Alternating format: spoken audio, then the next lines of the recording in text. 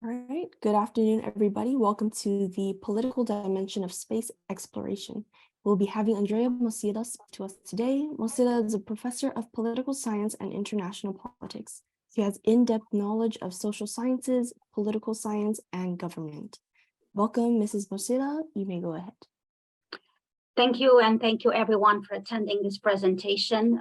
We will be focusing on a political dimension of space exploration and the role of spacefaring in global security. I would like to preface the talk by saying that the ideas presented here today are my own and not of any institution associated with my name.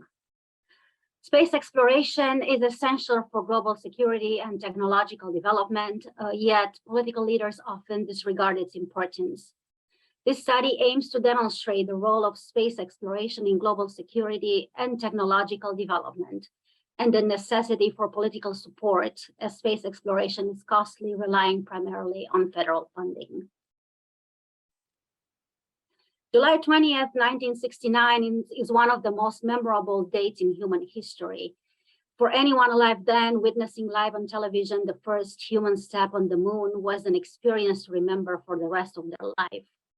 The achievements of NASA's Project Apollo are unique in the scope of human history. Besides the magnitude of the accomplishment, this program's technological, scientific, economic, and political development was game-changing.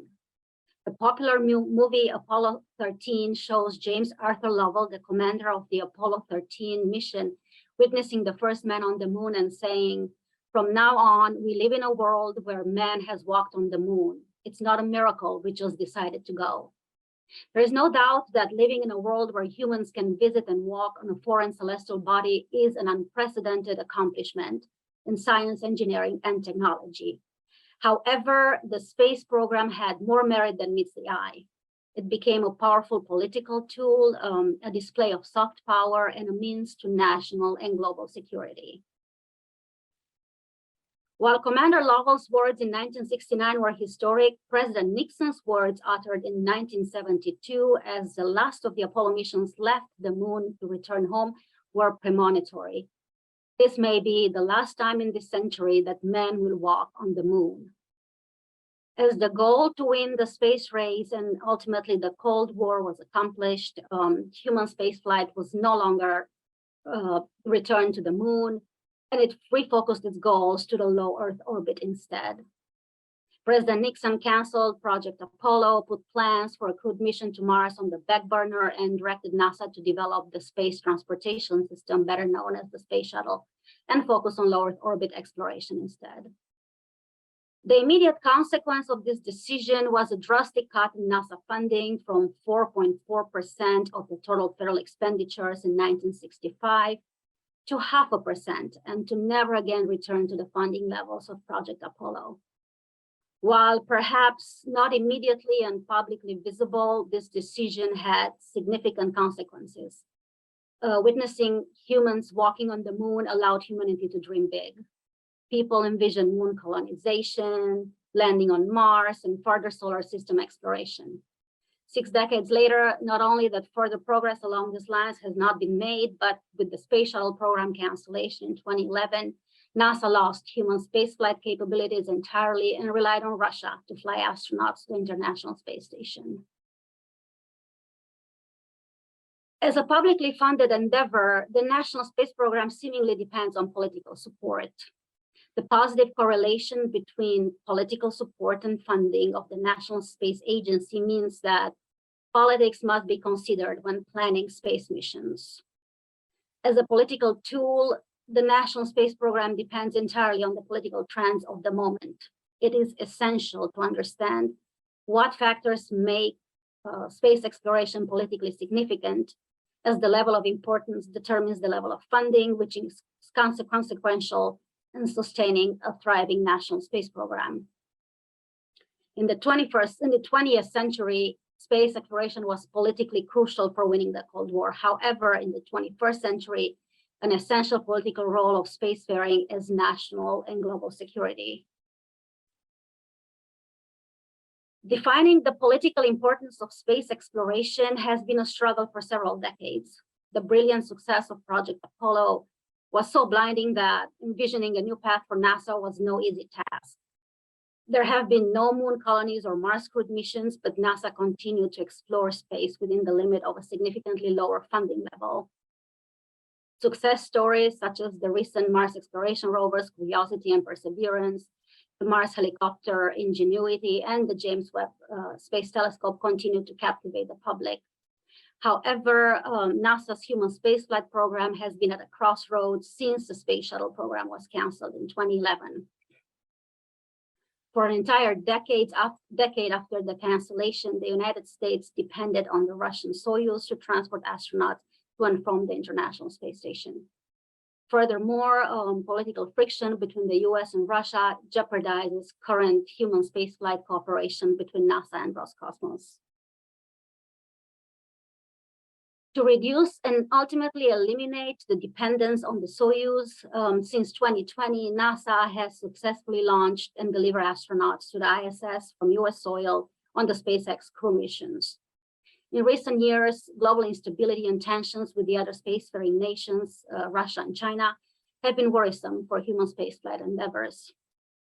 Additionally, the commercialization of human spaceflight in the US led to tensions within the spacefaring community caused by the division between those favoring the allocation of federal funds to private companies and those that were against, advocating for the US government leading human spaceflight rather than outsourcing it to private companies.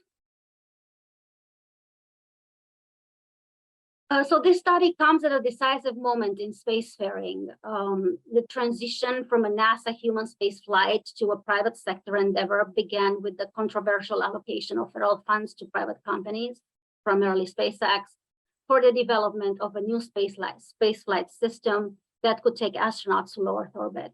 The federal funds allocation was praised by those advocating for commercial spaceflight, and as well as criticized, despite influential voices strongly advocating against the commercialization of space, such as first man on the moon, Neil Armstrong, or astronaut Gene Cernan, former NASA administrator Michael Griffin, and director of Hayden Planetarium Neil deGrasse Tyson. A decade later, it is impossible not to acknowledge the success of spaceflight commercialization. SpaceX has launched missions to resupply the ISS and even successfully delivered astronauts to a low Earth orbit. In February of next year, 2023, Boeing will launch the first crew flight test on the CST-100 Starliner commercial crew vehicle and plans to have the first operational Starliner flight in the fall of 2023. The successful spaceflight endeavor of the private sector could not have come at a better time. Political tensions with Russia are currently jeopardizing NASA's collaboration with Roscosmos on human spaceflight, and the dependency on the Soyuz to fly astronauts to the ISS must end. Launching the first Artemis mission to the moon will also be a significant moment in space exploration, marking NASA's return to crewed deep space missions. Additionally, spacefaring plays a vital role in global security, particularly in mitigating space hazards that constitute a severe global threat to planetary defense and come in different forms such as space rocks, artificial space debris, and space weaponization. These hazards threaten satellites in orbit with a significant role in global operations, including communication, surveillance, and navigation.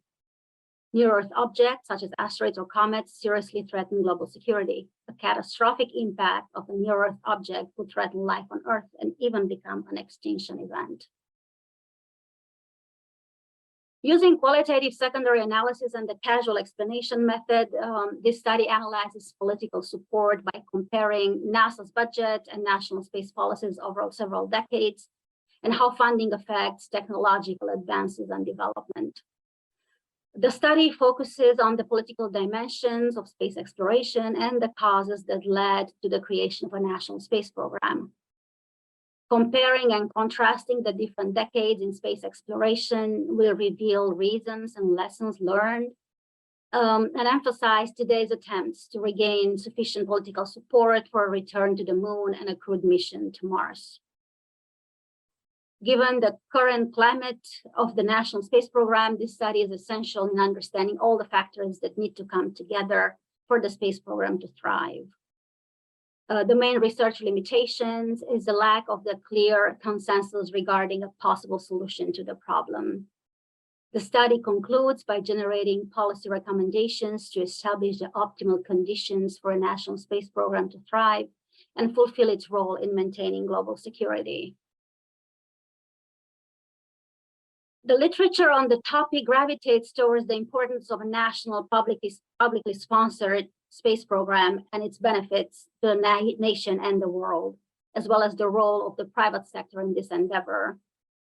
Because space exploration is costly, there has been an ongoing debate about relying primarily on or only on public-sponsored space programs to continue space exploration of the magnitude of Project Apollo or outsourcing the endeavor to private companies.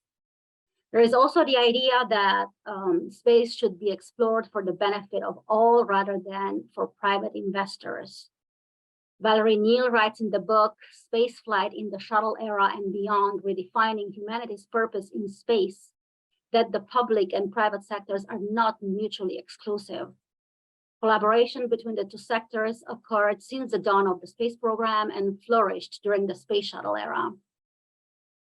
A significant example of such cooperation is the services offered by NASA Space Shuttle to carry payloads for private entities into orbit. Despite the successful collaboration, the Space Shuttle program remained costly for NASA, and the agency struggled with funding and the public support.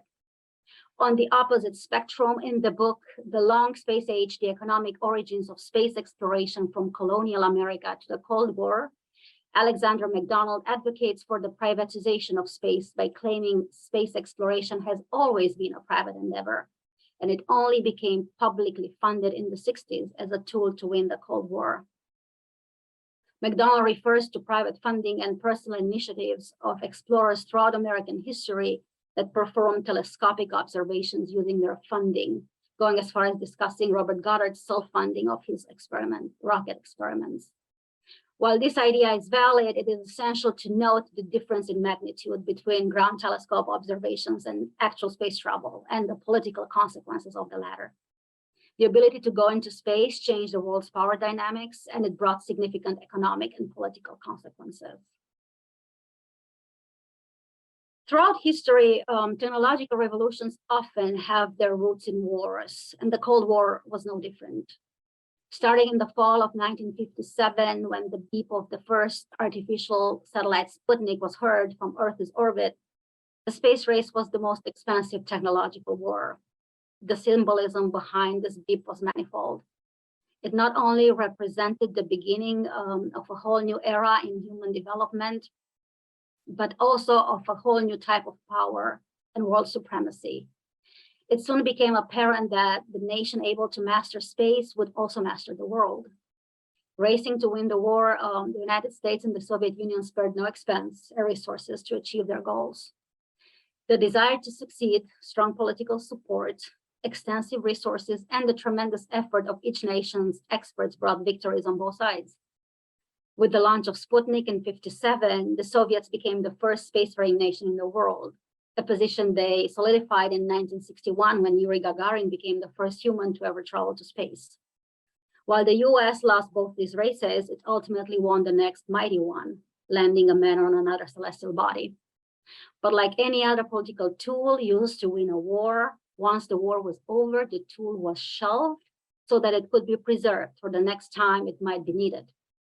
NASA focused on uncrewed space projects, uncrewed space missions aboard the space shuttle to the International Space Station, confining the US to the low Earth orbit. The concept of deep space human missions was not entirely abandoned, as with each new administration, new ideas were put forth. The Bush administration, for example, proposed a return to the moon under the Constellation program, scrapped and replaced with a deep space mission proposal to an asteroid by the Obama administration, and scrapped again and replaced with a return to the moon proposal by Trump and Biden administrations. The retirement of the space shuttle in 2011 made things even more complicated. For the first time in its spacefaring history, the US lost its human spaceflight capability altogether. Politically speaking, contracting the Russian Soyuz to transport American astronauts to the ISS for an entire decade and at a high cost for each seat on the Soyuz was a risky business, considering the instability of the relationship between the United States and Russia under the leadership of Vladimir Putin. NASA continued to make important scientific discoveries, but in reality, the political engine behind the National Space Program is fueled by human spaceflight, because human spaceflight is a display of power and an important political tool. No uncrewed endeavor, even a flagship mission, has the same political, economic, military, and social impact as a human space mission. No matter the popularity of the Mars rovers or the Hubble and James Webb space telescopes, there has never been a ticker tape parade for a machine. The human factor gives the most spectacular aspect of the space program.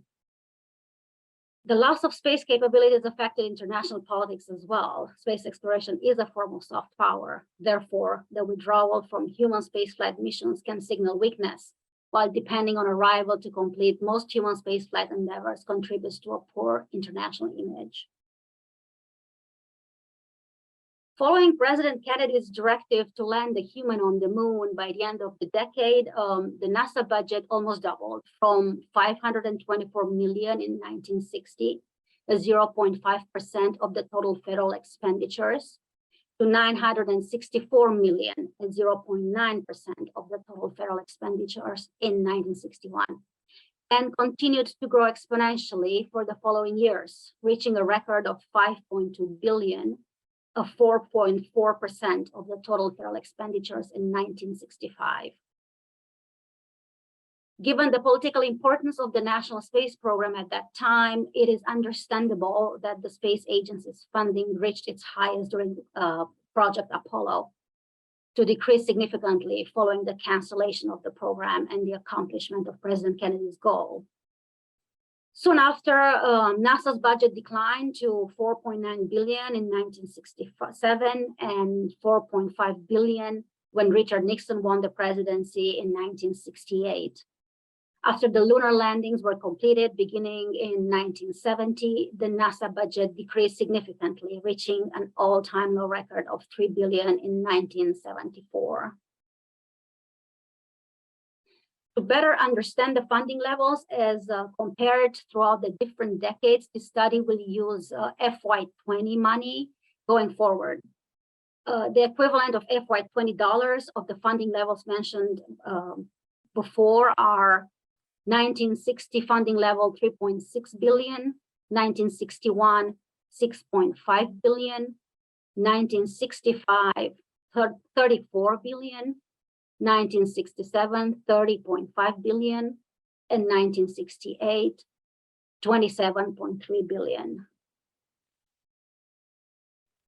The disconnect between the mission and the budget is a significant issue for NASA.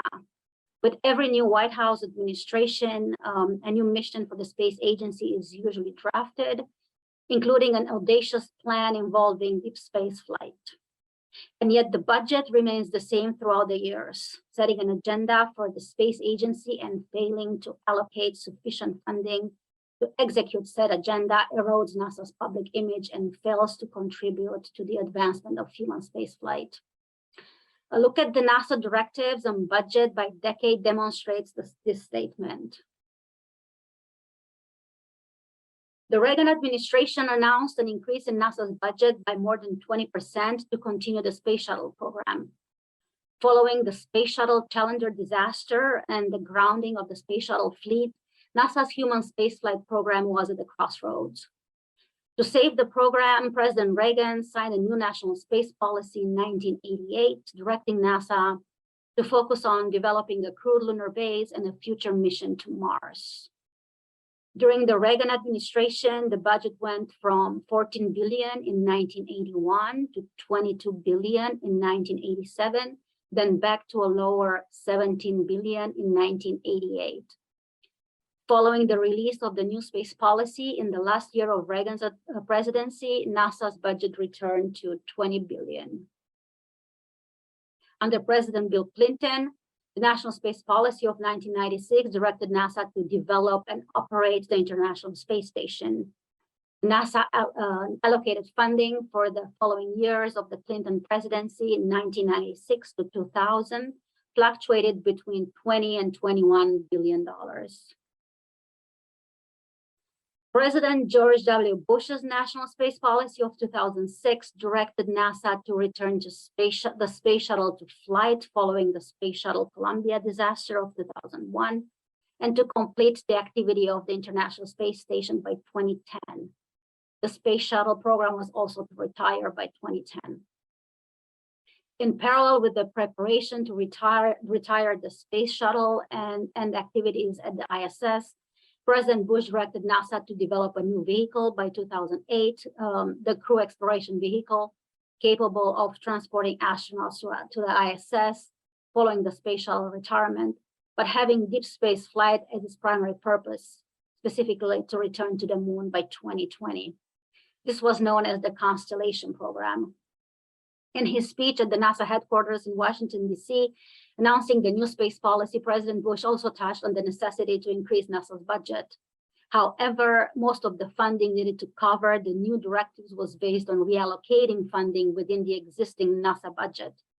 As such, NASA's allocations for the following years remain within the $22 billion per year. President Barack Obama announced his national space policy in 2010, canceled the Constellation program and the plans to return to the moon because we have been there before, and directed NASA to design a spacecraft for deep space travel to an asteroid instead, and eventually to orbit Mars by mid-2030s. Following the new national space policy announcement, NASA's funding decreased from $22 billion in 2010 to $19 billion in 2013, to increase slightly to $20 billion by 2016, the last year of the Obama presidency. President Trump's new space policy was announced in 2020 and proposed a return to the moon under the Artemis program, the establishment of a lunar space station and a lunar-based colony, as well as a close collaboration between NASA and the newly created Armed Forces branch, the Space Force, to ensure national security and protect American interest in space. NASA's budget in 2017 was $18 billion to increase to $22 billion in 2020.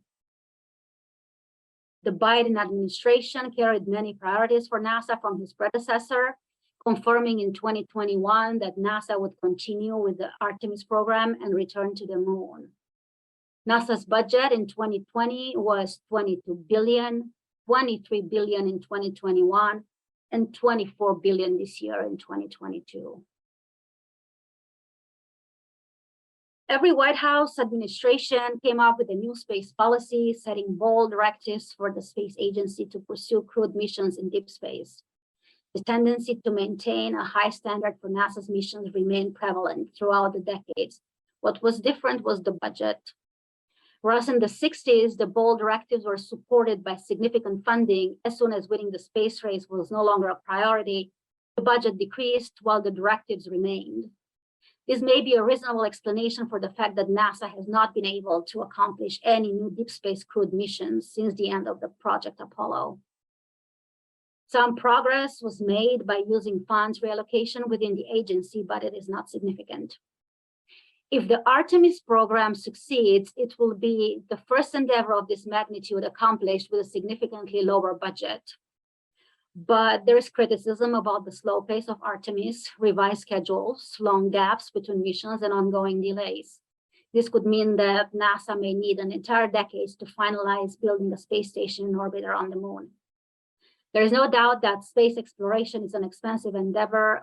However, despite its cost, the National Space Program accounted for 4.4% of the total federal expenditures in 1965, the peak of NASA's budget. Since, NASA's budget has averaged 0.5% of the federal budget. However, federal funding allocation has been revolutionized during the COVID-19 pandemic. And by these newly set standards, a yearly budget of $24 billion is no longer much money. COVID relief spending reached a total obligation of $4.5 trillion. Extensive fiscal support to stimulate the economy is rare. President Roosevelt's 1933 New Deal was similar. However, the New Deal federal spending was 41.7 billion in then dollars, the equivalent of 793 billion in FY20 dollars. As a percentage of the GDP, the two relief spendings look more similar. While the New Deal accounted for 40.1% of the GDP in 1929, the entire COVID relief spending accounted for 43.2% of the GDP in 2019. A more recent example of the fiscal stimulus response was the Great Recession. While this was the first relief package to reach trillions, 1.8 trillion to be exact, the fiscal stimulus response to the Great Recession was distributed over a period of years from 2008 to 2012, as opposed to the COVID relief package, which was more sudden and spread over a brief period. COVID relief spending recalibrated the notion of a lot of money from billions to trillions. The T word has not been used before in this context. Considering the societal impact of NASA, it is fair to say that NASA could request and receive more money. So why is this important? NASA is known, respected, and admired around the world. Along with Hollywood and Silicon Valley, NASA is one of the best ambassadors of the United States. The space agency has always played a positive role in representing our country. In many corners of the world, the US is seen as an imperialist power with a negative connotation. It is NASA and the American space program that continue to receive positive support across the globe. NASA itself is an excellent representative for the US. Space exploration is undoubtedly a display of power, capabilities, and a source of wonder and joy. NASA is a shining beacon for the US, the epitome of American ingenuity, science, engineering, and technology. Spacefaring also plays a vital role in global security, particularly in mitigating space hazards that constitute a severe global threat to planetary defense and come in different forms, such as space rocks, artificial space debris, and space weaponization. However, NASA also plays a significant role in helping with the climate crisis, considered by the United Nations to be the most significant threat to global security. Near-Earth objects such as asteroids or comets seriously threaten global security. The catastrophic impact of a near-Earth object could threaten life on Earth and even become an extinction event. Planetary defense policies have been focused on detecting and mitigating impactors similar in size to the Tunguska event object with the potential for regional destruction. While these objects represent a significant risk and must be prioritized in the risk assessment of an Earth impact, larger size impactors closer to the Chicxulub event should not be disregarded. An impact with a 10-kilometer diameter or larger object would be an extinction level event and could mean the end of human civilization or even extinction. In 1980, Lewis and Walter Alvarez hypothesized that a giant-sized asteroid impacted the Earth 65 million years ago, resulting in the extinction of many species, including the dinosaurs. At that time, Alvarez's hypothesis was met with reticence by paleontologists. While Lewis and Walter Alvarez expressed the desire to find the impact crater and offered three possibilities of craters that would match the size of such a giant impactor, the location of the impact crater was confirmed in 1995 by Hildebrand et al. At the Chicxulub crater under the Yucatan Peninsula in Mexico. These discoveries changed the narrative about the possibility of such an impact ever occurring, but if it happened before, it could happen again. Following the confirmation of the Alvarez hypothesis, congressional hearings mandated NASA to search for near-Earth objects 1 kilometer in diameter or larger and identify and map 90% of these space rocks. As the survey did not identify any large space rocks on a collision course with Earth, at least for the foreseeable future, it put to rest the idea that space impactors could be a severe threat to global security. But the assumption that if any such threat may occur, there will be a sufficient window of opportunity to plan and prepare, a deflection without planning ahead is risky business. Given the possibility of such an extinction-level event happening again, it would make sense to come up with a planetary defense policy based on a risk assessment that would include both the Tunguska and Chicxulub size impactor, and that would justify the allocation of a significantly higher budget for this purpose. NASA's DART, Double Asteroid Redirection Test, is the first mission designed to deflect an asteroid by using kinetic impactor technology. It involves impacting the object sufficiently to change the course of its trajectory. This plan has been the domain of science fiction until DART. The mission will impact the binary asteroid system Didymos in 4 days, September 26, mark your calendars. The success of DART will determine the course of future mission planning for planetary defense. Lubin and Cohen in 2022 argued that with preparation ahead of time, current capabilities could successfully deflect a Chicxulub-size impactor. Their study on a hypothetical impact scenario of a 10-kilometer diameter asteroid or a comet with a 6-month warning shows that a defense using an array of nuclear penetrators launched 5 months before the impact would deflect the object and result in a successful planetary defense. However, the discovery of Neowise comet in 2020 with only 4 months warning ahead of its closest Earth approach, 103 million kilometers, shows that sufficient lead time for action should not be automatically assumed.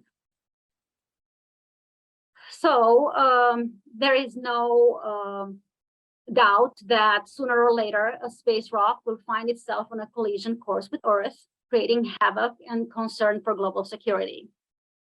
It could also be an extinction-size object. Unfortunately, the timing of such an object being detectable is unpredictable. A Chicxulub-sized object could not be detectable before being as close to the sun as Jupiter, which might not be early enough for our current deflection capabilities.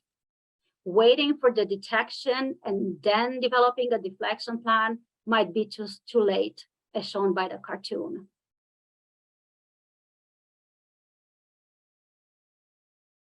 Spacefaring may have started as a show of power with a political purpose, but it soon developed into a significant economic, educational, research, and development tool. Some of Earth's most important human activities depend on satellites in orbit. Any threat to these satellites can seriously affect human life and activity. However, the increased activity in orbit from satellites to space launches, the presence of the ISS, as well as intentional and unintentional accidents such as anti-satellite demonstrations or satellite collisions led to the pollution of Earth's orbit, primarily the low Earth orbit, with non-functional artificial objects known as space debris or space waste.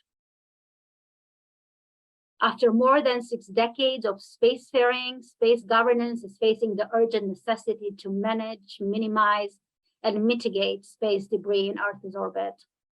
While more than 60 nations are involved in space activities in different forms, 93% of the current space debris has been produced by the US, Russia, and China alone.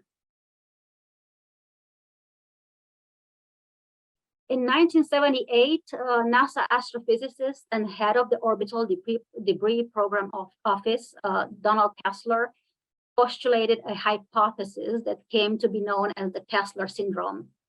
According to the Kessler syndrome, at some point, the process of creating new space debris will lead to a cascade effect that will increase the quantity of debris exponentially, as new debris will create more debris and so on, leading to the incapacitation of the low Earth orbit, making the zone entirely unusable. This cascade effect will be devastating, destroying satellites in orbit and leading to a severe global crisis in communications, surveillance, navigation, etc. This will impact both the public and private sectors.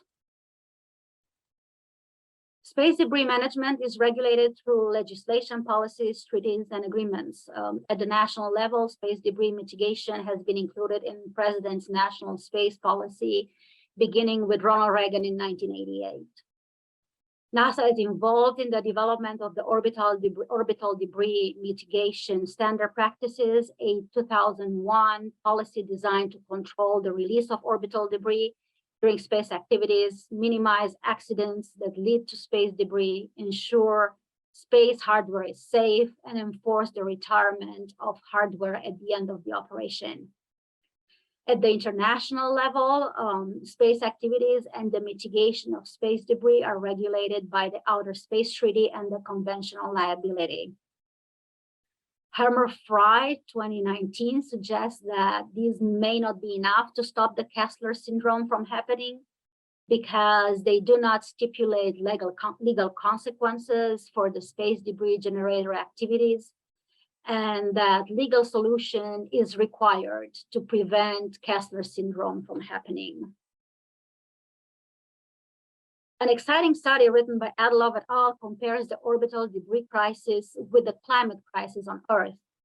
The space debris cascade effect proposed by the Kessler syndrome is analogous to the man-created carbon dioxide effect when it comes to economic and social costs and consequences. Additionally, both problems have been accelerated by the failure of global governance to unite nations and develop international agreements to mitigate such hazards. Adlov et al. Suggests that because of the evident connection between orbital space and the environment, the topic of space debris should be included in climate negotiations. The ability of federal agencies such as NASA and NOAA to continue monitoring the climate crisis from space using satellites will also be jeopardized if a space debris cascade effect occurs. NASA's role in combating the climate crisis cannot be neglected. As a global leader in the study of climate change, NASA maintains significant satellite fleet in orbit in charge of studying and monitoring the different aspects of Earth's system and climate, including land, oceans, atmosphere, biosphere, etc. Following the recommendations of the 2017 Earth Science Decadal Survey, NASA is currently working on developing the Earth System Observatory to create a 3D view of the entire planet, from bedrock to the atmosphere, how they work together and how they change. This will be a significant this will be significant in finding solutions to many aspects of the climate crisis, including managing food and water resources, predicting natural disasters, rising sea levels, and impacting coastal communities and city heat islands. Space threats to global security must be an international concern and should be addressed by international cooperation. While the US remains the leader in spacefaring, international collaboration can further support space operations and the development of space capabilities. International cooperation has been successful throughout the history of space exploration, and the ISS is an excellent example of it. However, to mitigate future space threats, international cooperation must take place in the development of such mitigation plans. A joint mission between all space agencies and other actors is a must. So going into space has always been more about politics, power, and money than science, exploration, and technological advancement.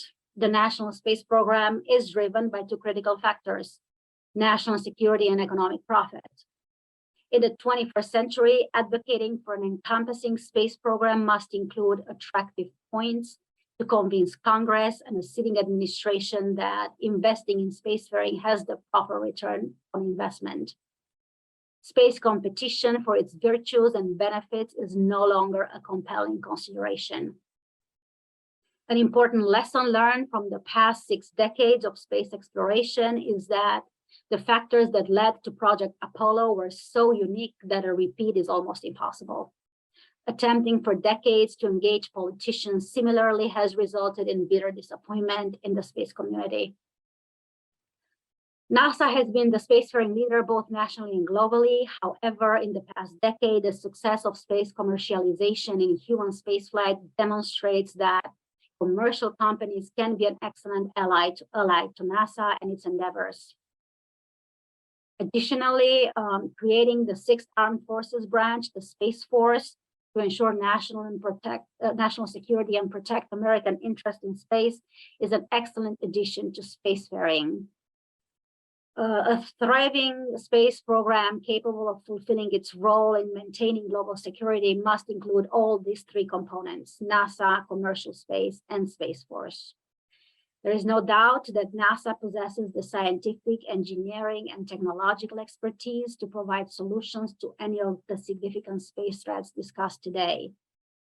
The participation of commercial companies is essential because it can bring fresh ideas to the table and execute important missions for NASA. The Space Force may play a critical role in executing the measures proposed for space hazard mitigation. The national space policy must incorporate the role of each of these parties. The National Space Program must also focus on the role of space exploration in national and global security and direct the parties involved to design mitigation plans for space debris and space impactors.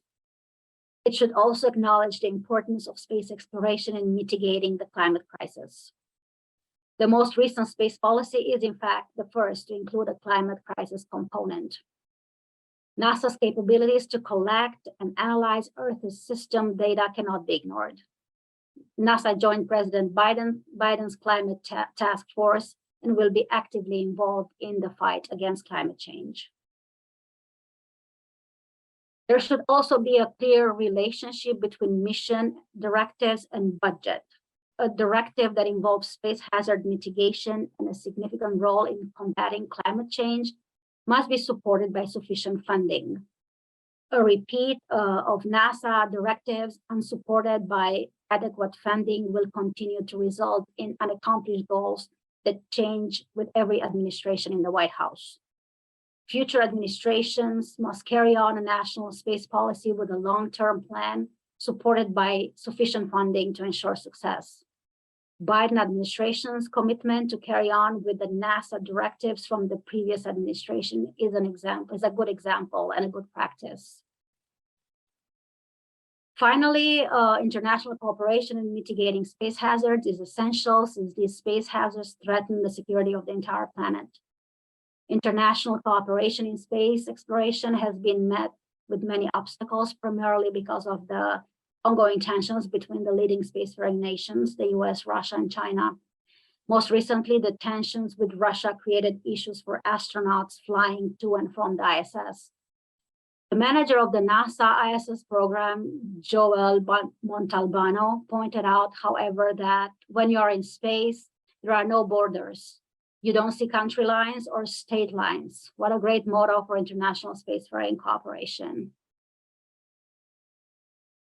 Further research should focus on the collaboration plan between the 3 entities involved in spacefaring: NASA, commercial space, and Space Force. A method for mitigating a space threat to global security should involve all 3.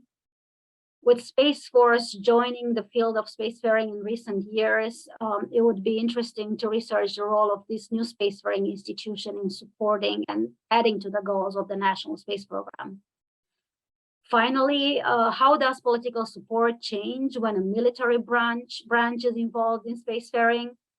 Political support behind defense has always been strong, and therefore providing more funding to Space Force rather than NASA is expected.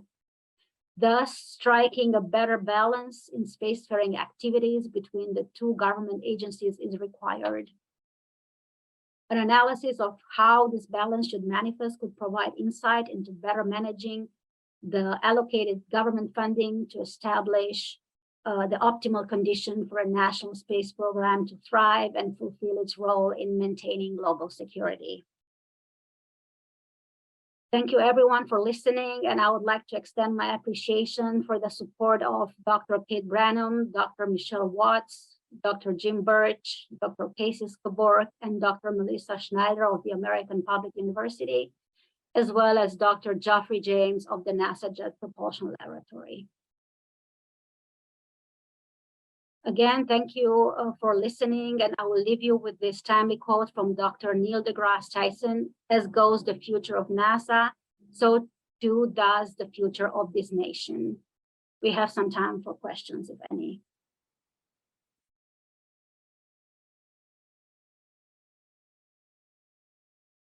Right. Thank you, Mrs. Mosila. Are we in a space race with China? Aren't they planning to put a person on the moon in the near future? They are. Okay, perfect.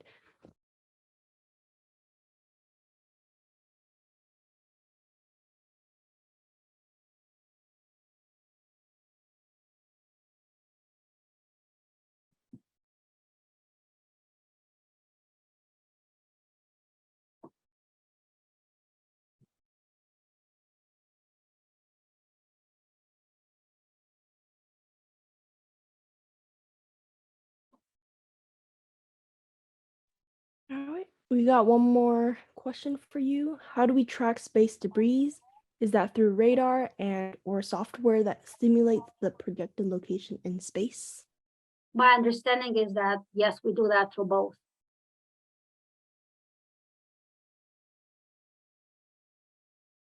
Got it. Thank you so much. Those are the only questions that we have. And if anything, we will end there. Thank you so much, Ms. Mosila, for speaking. Thank you. Thank you. Have a great rest of your day. You too. Thank you. Bye-bye.